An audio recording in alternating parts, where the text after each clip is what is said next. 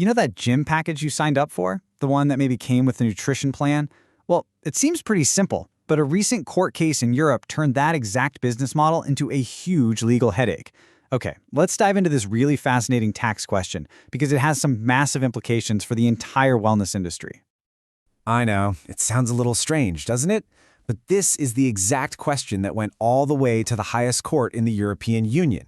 A gym in Portugal basically argued that the nutrition advice they were giving out was a medical service, so it should be exempt from VAT. That's the value-added tax you see all over Europe. Of course, the tax authorities completely disagreed. So, who was right? So here's how we're going to break this all down. First, we'll look at the big picture, this tax in question itself.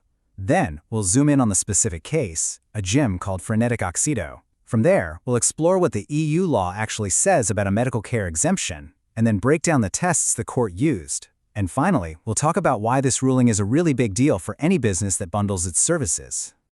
Okay, so let's set the stage. The issue here isn't just about one gym in Portugal. No way. It's about a business model that is incredibly common all across the health and wellness world. I mean, just think about it. You see it everywhere. Yoga studios offering meditation classes, spas bundling massages with skincare advice, and of course, gyms packaging fitness training with nutrition plans. The core of this whole fight is how you're supposed to tax these packages when one part of the deal might be taxed differently than the other. And this brings us right to the company at the very heart of this case, Frenetikexito. It's their situation that actually forced the European Court of Justice to step in and clarify these super complex VAT rules.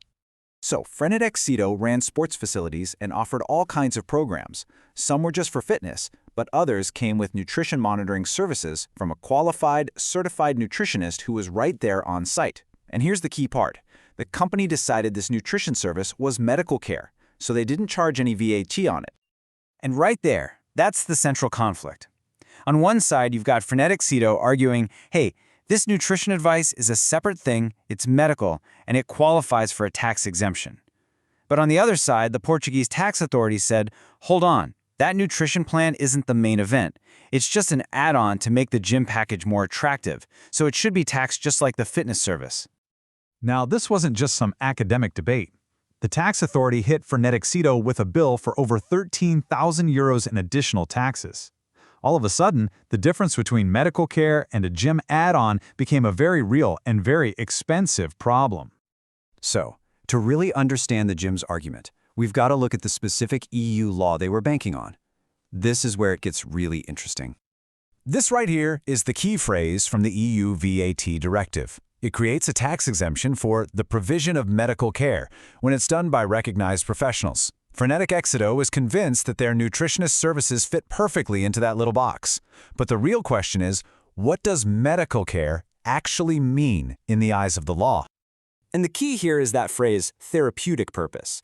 The courts have been really consistent on this. For a service to be considered tax-exempt medical care, it can't just be about general well-being. It has to be aimed at diagnosing, treating, or curing a specific health issue. So it boils down to a pretty straightforward two-part test. First, does the service have a genuine therapeutic goal? And second, is the person providing it legally recognized as a medical or paramedical professional? You have to satisfy both. You can't just have one or the other to get the VAT exemption. All right, so how did the European Court of Justice take this legal framework and apply it to the actual facts of the Frenetikexito case? First thing the court did was tackle that therapeutic purpose test. They admitted, yeah, nutrition advice can help prevent things like obesity, and that's a health benefit. But, and this is a huge but, they ruled that a general, long-term health benefit is not the same thing as a specific therapeutic purpose. Since there was no proof the nutrition plans were for treating a specific disease, they failed that first crucial test. Okay, so the service is taxable, case closed, right? Well, not quite. The story wasn't over. The court still had to decide how to tax it. Was the nutrition plan just one part of a single gym package, or was it a completely separate service that gets taxed on its own? This is a really important distinction for VAT. The court looked at it from the perspective of an average customer.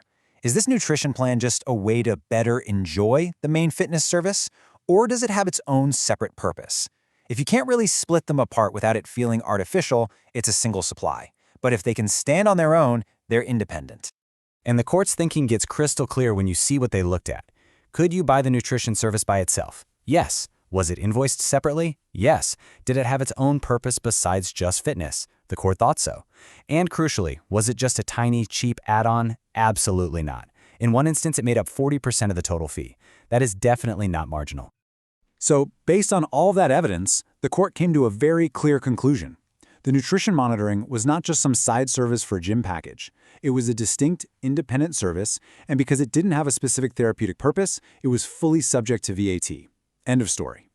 So why should a business owner or a tax professional, or even just someone who goes to the gym, care about this case? Because its impact goes far, far beyond the walls of one fitness center in Portugal. The takeaways here are critical for any business that bundles services together. This ruling draws a sharp line in the sand, defining where general wellness ends and tax-exempt medical care begins. It makes it perfectly clear. Just because something is healthy, that doesn't make it medical for tax purposes.